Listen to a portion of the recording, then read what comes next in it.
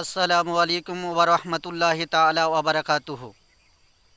প্রশ্ন: রমজান মাসে কোনো ব্যক্তি রোজা রেখেছেন এবং রোজা রাখার পরই ওই ব্যক্তি এতটাই ক্ষুধার্ত হয়েছে বা পিপাসিত হয়েছে যে এখন যদি ওই ব্যক্তি রোজা ভেঙে না দেয় তাহলে ওই ব্যক্তি মরে যাওয়ার সম্ভাবনা রয়েছে। তাহলে এমতো অবস্থায় ওই ব্যক্তি কি করবে? শরীয়তের সঠিক বিধান হলো এই, যা ফতোয়া আলমগীরের মধ্যে লেখা রয়েছে, কোনো ব্যক্তি রোজা রাখার পরে যদি ওই ব্যক্তির এতটাই ক্ষুধা জেগেছে অথবা পিপাসা পেয়েছে, যদি ওই ব্যক্তি রোজা রেখে ভেঙে না দেয় তাহলে ওই ব্যক্তির মরে যাওয়ার আশঙ্কা রয়েছে।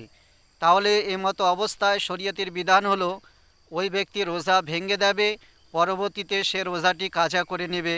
এটাই হচ্ছে বিধান।